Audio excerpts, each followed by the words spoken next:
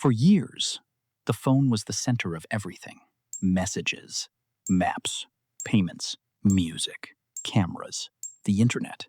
But now, AI companies are asking a new question. What if the next computer is not in your pocket? What if it sits on your face, your wrist, your finger, your ear, or even your shirt? This is the world of AI wearables. And today, we are opening every major type. First, AI smart glasses. These are the most obvious challenger to the phone. They look like normal glasses, but inside, they can have cameras, microphones, speakers, and an AI assistant. The idea is simple. Instead of pulling out your phone to ask a question, the glasses can see what you see. You can ask, "What am I looking at? Translate this sign. Remember this place. Read this text." Or, "Tell me what is in front of me." This is why smart glasses are suddenly important again. Old smart glasses tried to put a screen in front of your eye. AI glasses are different. They do not always need a screen. Sometimes they just need to listen, see, and answer. That brings us to the second type, display glasses. These are glasses that actually put digital information in front of you. They can show a floating screen, a map, a video, a game, a work window, or an entire mixed reality interface. This is closer to AR and XR. The promise is huge. Your screen follows you. But the problem is also huge. Battery, heat, weight, price. And the simple question? Will people really wear this every day? That is why display glasses are harder than audio-first glasses. They are more powerful, but also more difficult to make normal. Third, AI earbuds. At first, earbuds seem simple. They play sound. They block noise. They take calls.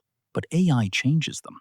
Now, earbuds can become translators, meeting assistants, voice note machines, workout coaches, and personal audio companions. The strongest thing about earbuds is that people already wear them. They are not weird. They are not new. And they are already close to your voice. The weakness is obvious too. Most earbuds cannot see. They understand sound better than the world around you. But that may change. Researchers are already experimenting with tiny cameras inside earbuds. If that works, earbuds could become one of the smallest AI devices on your body. Fourth, AI watches.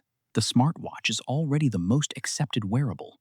It tracks your steps, your heart rate, your sleep, your workouts, your notifications. But the AI version is not just about counting. It is about interpretation.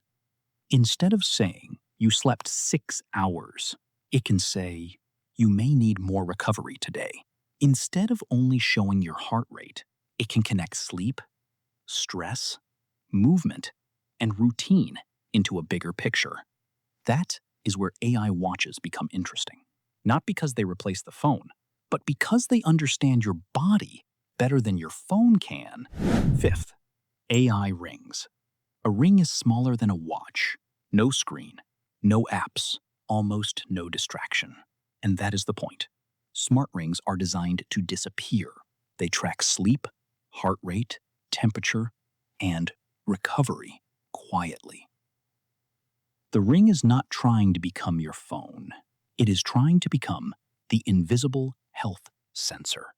This is why rings matter. The best wearable may not be the one you look at. It may be the one you forget you are wearing. Sixth, AI pins. This is the strangest category. The idea was bold. Clip an AI device to your clothes. Talk to it. Let it answer questions. Use it instead of a phone screen. But the most famous AI pin became a warning. The Humane AI pin tried to create a new kind of computer, but the product struggled. It was expensive. It depended heavily on cloud services. And it showed how hard it is to replace the phone with a brand new object. That does not mean AI pins are dead forever. It means the category learned a painful lesson. A wearable cannot just be futuristic. It has to be useful every day. Seventh, XR headsets. These are the biggest wearables. They sit on your face. They can create virtual screens, mixed reality spaces, games, workrooms, and 3D interfaces. They are the most powerful version of wearable computing. But they are also the least casual. You do not wear a headset while walking down the street. You wear it for a session, work, gaming, training, design, entertainment. So XR headsets are not really replacing the phone. They are replacing the monitor, the game console, and sometimes the office. Eighth, AI fitness and health wearables. This category includes bands, patches, sensors, and medical-style devices.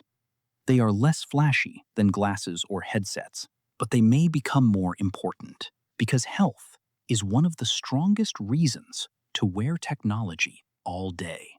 A phone can guess what you are doing. A wearable can measure what your body is doing. That difference matters. But now we need to ask the real question. Which of these can actually replace the phone? The answer is probably none of them alone. Not yet. AI glasses may replace quick questions. Earbuds may replace voice tasks. Rings may replace health tracking. Watches may replace notifications. Headsets may replace large screens. But the phone is still the center. For now, the real future may not be one device replacing the phone. It may be many small devices stealing pieces of it.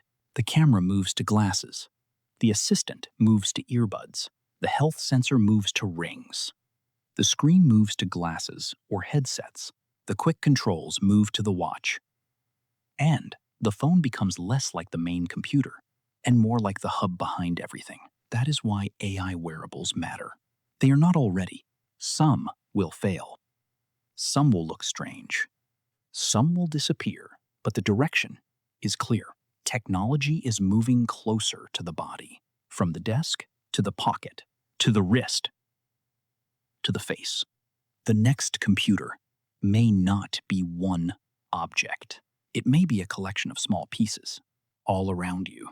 So the question is not only, will AI wearables replace the phone? The better question is, which piece of the phone will they take first? What should we explain next? Write it in the comments.